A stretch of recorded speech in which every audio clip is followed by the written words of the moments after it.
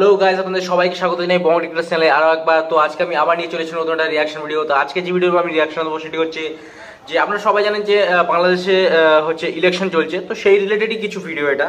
তো আজকে আমরা দেখে নেবো যে শেখ হাসিনা এবং খালেদা জিয়া, তো দুজনের মধ্যে কে বেশি দেশের জন্য উন্নয়ন করতে পেরেছে, ঠিক আছে। তো সেটা একটা কম্পারিজন ভিডিওর উপর আজকে আমি রিয়াকশন দেবো। তো আপনারা কোথাও যাবেন না, আপনারা ভিডিওটা দেখতে থাকুন, ভালো লাগলে অবশ্যই লাইক সাবস্ক্রাইব করবেন। ওকে, তো চলুন বন্ধুরা, আমরা ভিডিওটা স্টার্ট করছি। ফিরে আসছি একটা ছোট্ট ইন্ট্রোর পর, তারপর ভিডিওটা আমরা স্টার্ট করবো।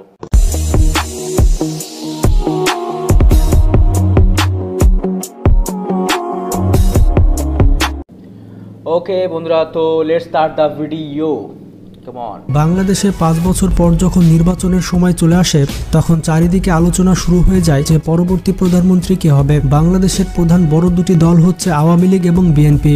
বাংলাদেশ আওয়ামী লীগের প্রধান হচ্ছে বর্তমান প্রধানমন্ত্রী শেখ হাসিনা এবং বিএনপির প্রধান হচ্ছেন বেগম খালেদা জিয়া। তো প্রশ্নটি হচ্ছে এই দুইজনের মধ্যে কে বাংলাদেশের বেশি উন্নয়ন করেছে? খালেদা জিয়া বাংলাদেশের বেশি উন্নয়ন করেছে নাকি শেখ হাসিনা বাংলাদেশের বেশি উন্নয়ন করেছে? তো আজকের এই ভিডিওতে আমরা শেখ হাসিনা এবং খালেদা জিয়ার মধ্যে তুলনামূলক আলোচনা করে দেখব যে বাংলাদেশে কে বেশি উন্নয়ন করেছে। তাছাড়া বাংলাদেশে খালেদা জিয়ার জনপ্রিয়তা বেশি নাকি শেখ হাসিনার জনপ্রিয়তা বেশি। তো গ্যারান্টি দিচ্ছি ভিডিওটি 1 সেকেন্ডও স্কিপ করলে আপনি অনেক কিছু মিস করতে চলেছেন। তো প্রথমে বেগম খালেদা জিয়ার সম্পর্কে জেনে আসি, আর তিনি বাংলাদেশের জন্য কি কি উন্নয়ন করেছে সেটিও দেখে আসি। তো যেমনটা জানেন, খালেদা জিয়ার আসল নাম হচ্ছে বেগম খালেদা জিয়া। তিনি জন্মগ্রহণ করেছেন 15 আগস্ট 1945 সালে। তার জন্মগত নাম হচ্ছে খালেদা খানম পুতুল। তিনি একজন বাংলাদেশী রাজনৈতিক ব্যক্তিত্ব, যিনি 1991 সাল থেকে 1996 সাল পর্যন্ত বাংলাদেশের প্রধানমন্ত্রী হিসেবে দায়িত্ব পালন করেছিলেন। পরবর্তীতে আবারও 2001 সাল থেকে 2006 সালে তিনি বাংলাদেশের প্রধানমন্ত্রী ছিলেন। তিনি হচ্ছেন বাংলাদেশের প্রথম মহিলা প্রধানমন্ত্রী এবং মুসলিম দেশগুলোর মধ্যে তিনি দ্বিতীয় মহিলা প্রধানমন্ত্রী। প্রথম মহিলা প্রধানমন্ত্রী ছিলেন বেনজির ভুট্টো, যিনি ছিলেন পাকিস্তানের সাবেক প্রধানমন্ত্রী। এবং যেমনটা জানেন, খালেদা জিয়ার হাজবেন্ডের নাম হচ্ছে জিয়াউর রহমান। তার হাজবেন্ড জিয়াউর রহমান যখন বাংলাদেশের প্রেসিডেন্ট ছিলেন, তখন খালেদা জিয়া বাংলাদেশের ফার্স্ট লেডি ছিলেন এবং বর্তমানে তিনি বিএনপির চেয়ারপারসন। এবং খালেদা জিয়া প্রথমবারের মতো প্রধানমন্ত্রী হন 1991 সালে এবং 1991 সাল থেকে 1996 সাল পর্যন্ত তিনি প্রধানমন্ত্রীর দায়িত্ব পালন করেন এবং তিনি প্রধানমন্ত্রী থাকাকালীন দেশের অনেক উন্নয়ন করেছেন। তার উন্নয়নমূলক কাজের একটি হচ্ছে র্যাব গঠন। তিনি বাংলাদেশের র্যাব গঠন করেছেন। যেমনটা জানেন, 2001 সাল থেকে 2003 সালের মধ্যে বাংলাদেশে দুর্নীতি অনেক বেড়ে যায়। পত্রিকার পাতা খুললে চারিদিকে শুধু অন্যায় আর অন্যায়। তখন বাংলাদেশের চারিদিকে শুধু খুন আর খুন হচ্ছিল। তখন বাংলাদেশের ঢাকা নিয়ন্ত্রণ করত 25 থেকে 30 জন সন্ত্রাসী। সেই সময় জঙ্গিবাদও মাথা চারা দিয়ে উঠেছিল। কিন্তু এই সময় বেগম খালেদা জিয়া দারুণ একটি সংগঠন গড়ে তোলেন, আর এই সংগঠনের নাম ছিল র্যাব, যার মানে হচ্ছে র্যাপিড অ্যাকশন ব্যাটালিয়ন। সেই সময় ঢাকার কুখ্যাত কিছু মাস্তানের নাম ছিল পিচ্চি হান্নান, কালা জাহাঙ্গীর, লিয়াকত, জিসান এবং প্রকাশ কুমার। এবং এই সব সন্ত্রাসীর নাম শুনলে সে সময় পুরো ঢাকা কাঁপত। এই সব সন্ত্রাসীদের মোকাবেলা করার জন্য Begum Khaleda Zia rapid action battalion প্রতিষ্ঠা করেন। এই র্যাপিড অ্যাকশন ব্যাটালিয়নের মাধ্যমে বেগম খালেদা জিয়া অনেক সন্ত্রাসী দমন করেছেন। বড় বড় সন্ত্রাসীদের ধরে বিচারের আওতায় নিয়ে এসেছিলেন বেগম খালেদা জিয়া। তাছাড়া খালেদা জিয়ার আরো একটি ভালো কাজ হচ্ছে দুর্নীতি দমন কমিশন প্রতিষ্ঠা। খালেদা জিয়ার শাসনামলে প্রচুর পরিমাণে দুর্নীতি হতো, আর এই দুর্নীতি প্রতিরোধ করার জন্য তিনি দুর্নীতি দমন কমিশন প্রতিষ্ঠা করেন। দুর্নীতি দমন কমিশনকে স্বাধীনভাবে কাজ করার ক্ষমতা প্রদান করেন বেগম খালেদা জিয়া। বাংলাদেশ থেকে সম্পূর্ণরূপে দুর্নীতি দূর করার জন্য বেগম খালেদা জিয়া পর্যাপ্ত পদক্ষেপ গ্রহণ করেছিলেন। খালেদা জিয়ার ভালো কাজগুলোর মধ্যে সব থেকে ভালো কাজ হচ্ছে দেশে বিপুল পরিমাণে সেতু নির্মাণ। বাংলাদেশে প্রচুর পরিমাণে ব্রিজ এবং কালভার্ট নির্মাণ করেছেন বেগম খালেদা জিয়া। বাংলাদেশের বড় বড় হাইওয়ে এবং নদীর উপরে যে ব্রিজগুলো রয়েছে তার বেশিরভাগই তৈরি করেছে খালেদা জিয়া। তাছাড়া বাংলাদেশের তৎকালীন বৃহত্তম সেতুর কাজ, যমুনা সেতুর কাজও শুরু করেছিলেন বেগম খালেদা জিয়া। বেগম খালেদা জিয়া ক্ষমতায় থাকাকালীন যমুনা সেতুর 80% কাজ সম্পূর্ণ করেছিলেন। এখন আপনি বুঝতে পারছেন পুরো দেশব্যাপী খালেদা জিয়া কত সেতু নির্মাণ করেছেন। তাছাড়া খালেদা জিয়ার আরো একটি ভালো কাজ এবং উন্নয়নমূলক কাজ হচ্ছে নারীদের জন্য বাধ্যতামূলক শিক্ষা। তিনি বাংলাদেশের নারীদের জন্য অবৈতনিক শিক্ষা ব্যবস্থা চালু করেন। খালেদা জিয়া সরকার ক্ষমতায় আসার প্রথম বছরের মধ্যেই মাধ্যমিক বিদ্যালয়ের ছাত্রীদের বিনা বেতনে পড়াশোনা করার সুযোগ করে দেয়। পরবর্তীতে 1992 সালে প্রাথমিক শিক্ষা বিভাগ ও গণশিক্ষা বিভাগকে একত্রিত করে প্রাথমিক ও গণশিক্ষা মন্ত্রণালয় গঠন করা হয়। এছাড়াও 2005 সালে ঝরে পড়া শিক্ষার্থীদের জন্য উপ আনুষ্ঠানিক শিক্ষা কার্যক্রম চালু করেন খালেদা জিয়া। বাংলাদেশের শিক্ষা খাতেও খালেদা জিয়ার ব্যাপক অবদান রয়েছে। হয়েছে। এছাড়াও বেগম খালেদা জিয়া নারী উন্নয়নে অবদান রেখেছেন। নারীদের ক্ষমতা এবং মর্যাদা বৃদ্ধির লক্ষ্যে এবং আত্মকর্মসংস্থানের লক্ষ্যে সরকার থেকে কম সুদে ঋণ দেওয়া হতো। এগুলো ছাড়াও খালেদা জিয়া তার শাসনামলে অনেক উন্নয়নমূলক কাজ করেছেন। বেগম খালেদা জিয়া বাংলাদেশের 2 বারের প্রধানমন্ত্রী ছিলেন, যার কারণে তাকে উন্নত সুরক্ষা ব্যবস্থা দেওয়া হয়। বেগম খালেদা জিয়ার বেশ কয়েকজন বডিগার্ড রয়েছে যারা সব সময় তাকে সুরক্ষা দিয়ে থাকে। তাছাড়া তার সুরক্ষা ব্যবস্থার অন্যতম একটি মাধ্যম হচ্ছে তার গাড়ির কালেকশন। বেগম খালেদা জিয়ার কাছে যে কয়েকটি গাড়ি রয়েছে সেগুলো বুলেট প্রুফ করে তৈরি করা হয়েছে। তার গাড়ির কালেকশনের মধ্যে অন্যতম একটি গাড়ি হচ্ছে নিশান পেট্রোল সাফারি। এই গাড়িটি সম্পূর্ণ বুলেট প্রুফ করে তৈরি করা হয়েছে। এই গাড়িটি বন্দুকের গুলি এবং ছোটখাটো বোমা হামলা সহ্য করতে পারবে এবং বুলেট প্রুফ নিশান পেট্রোল সাফারির মূল্য আনুমানিক 8 থেকে 10 কোটি টাকা হতে পারে। এছাড়াও খালেদা জিয়ার আরো একটি গাড়ি হচ্ছে টয়োটা ল্যান্ড ক্রুজার প্রাডো এবং এটি হচ্ছে একটি বহুল ব্যবহৃত এসইউভি। বাংলাদেশের বেশিরভাগ এমপি মন্ত্রীরা এই টয়োটা ল্যান্ড ক্রুজার প্রাডো ব্যবহার করে থাকে। তো যাই হোক, খালেদা জিয়ার উন্নয়ন সম্পর্কে আপনারা দেখলেন। এবার অন্যদিকে দেখে আসি মাননীয় প্রধানমন্ত্রী শেখ হাসিনা বাংলাদেশের কি উন্নয়ন করেছেন। মাননীয় প্রধানমন্ত্রী শেখ হাসিনার ভালো কাজের মধ্যে অন্যতম একটি ভালো কাজ হচ্ছে রোহিঙ্গাদের আশ্রয় দেওয়া। মিয়ানমার থেকে অনেক রোহিঙ্গা যখন বাংলাদেশে প্রবেশ করে তখন সেই রোহিঙ্গাদের আশ্রয় দিয়েছিলেন প্রধানমন্ত্রী শেখ হাসিনা। রোহিঙ্গাদের বাংলাদেশে আশ্রয় দেওয়ার কারণে সারা বিশ্বে বাংলাদেশের নাম ছড়িয়ে পড়েছিল। প্রধানমন্ত্রী শেখ হাসিনার আরো একটি ভালো কাজ হচ্ছে মডেল মসজিদ নির্মাণ।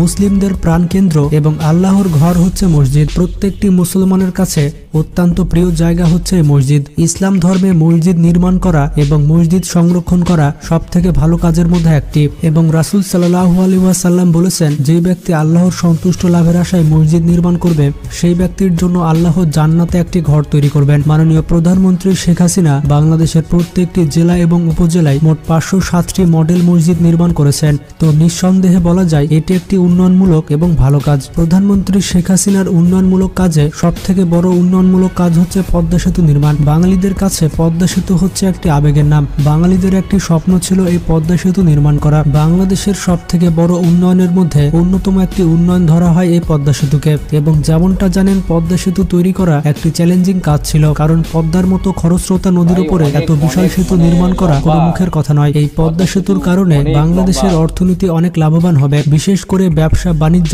এবং শিল্প ক্ষেত্রে উন্নয়ন হচ্ছে এই পদ্মা সেতুর মাধ্যমে। প্রধানমন্ত্রী শেখ হাসিনার উন্নয়নমূলক কাজের আরো একটি বড় উন্নয়নমূলক কাজ হচ্ছে মেট্রো রেল প্রজেক্ট।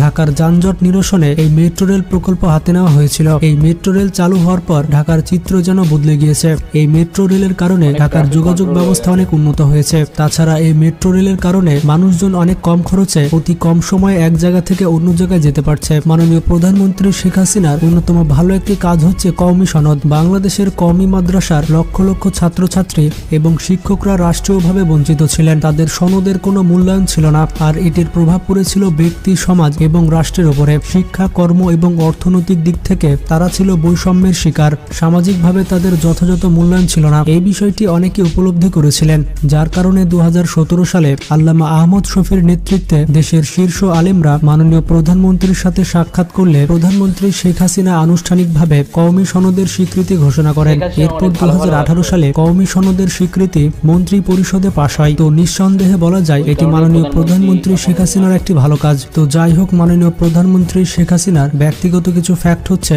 তার সম্পূর্ণ নাম হচ্ছে শেখ হাসিনা ওয়াজেদ এবং তিনি জন্মগ্রহণ করেছেন 28শে সেপ্টেম্বর 1947 সালে। তিনি বাংলাদেশের বর্তমান প্রধানমন্ত্রী। এর পাশাপাশি বাংলাদেশ আওয়ামী লীগের সভানেত্রী। তিনি বাংলাদেশের ইতিহাসে সব থেকে দীর্ঘ সময় ধরে দায়িত্ব পালন করা প্রধানমন্ত্রী। প্রধানমন্ত্রী শেখ হাসিনা হচ্ছে বাংলাদেশের প্রথম রাষ্ট্রপতি বঙ্গবন্ধু শেখ মুজিবুর রহমানের কন্যা। তার রাজনৈতিক কর্মজীবন প্রায় 4 দশকেরও বেশি সময়ব্যাপী বিস্তৃত।